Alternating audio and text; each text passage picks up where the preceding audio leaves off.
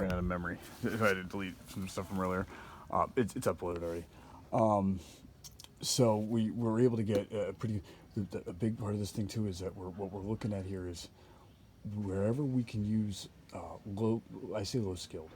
What I mean is someone without doesn't have to have a degree, whatever like that, can be paid relatively decently at a manufacturing wage, but like basically like a high school graduate. And to make that as easy as possible and as cheap as possible, but also eliminating any area where quality control, quality assurance, we're still going to do those processes, but they're going to be a lot easier. And it's going to be more about a materials inspection as opposed to after the fact, final inspection on the equipment, which we're going to do. But what it is we're trying to minimize any kind of where we lose the individual unit of production. After we've gone through all those processes, now it's at quality control, or it's at quality control in amongst any of these assembly points, or how we amalgamate this thing in whatever kind of manufacturing environment. So we can use lower skilled labor, and we can just crank them out, and the quality control is built into the process, and it's kind of like, I'm not trying to say idiot proof.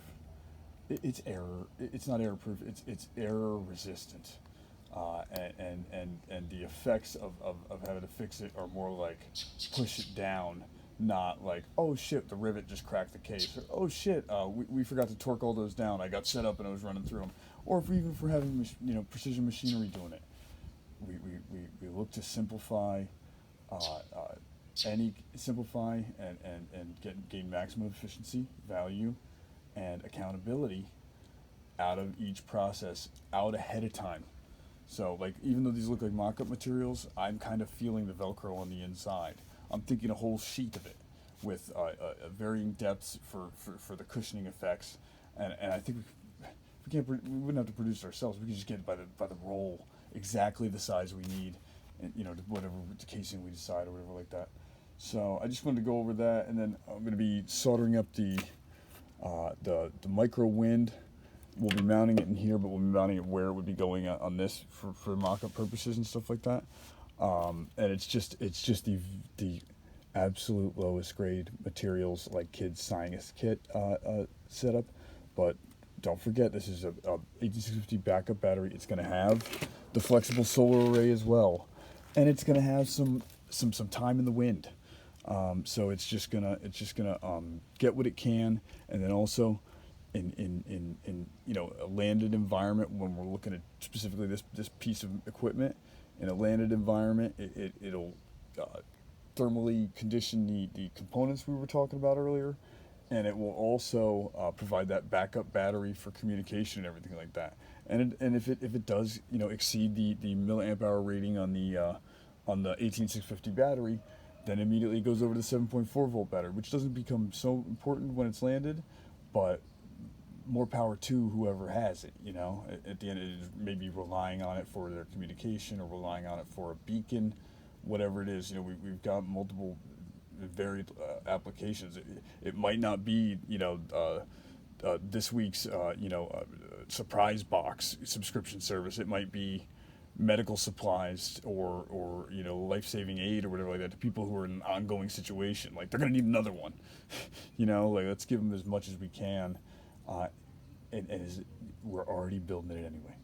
We already need this functionality, this capability. This part of this is here too, is that instead of when you take these out of the warehouse, you don't have to plug every one of them in. You can just leave them in the sun, or turn a fan towards you spread them out on the floor, turn a fan towards them, and run them for 8 hours or whatever like that. And this motherfucker will be charged. So it's about, and then that's not even in the manufacturing. That's in the deployment processes, and we can go ahead and say, look at this ease here. You're in a disaster situation. You might not have power. You might not have, even if we supply you with the 19,000 USB cables or whatever it is you decide to invest in this thing per unit, or however many units you decide to get.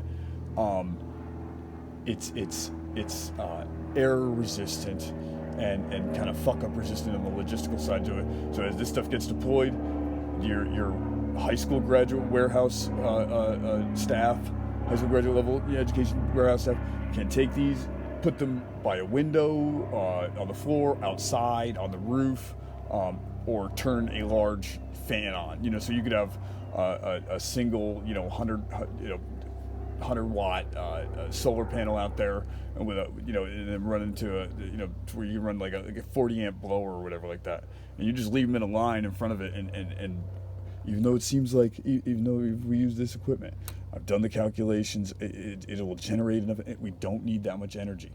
Thank you, gentlemen.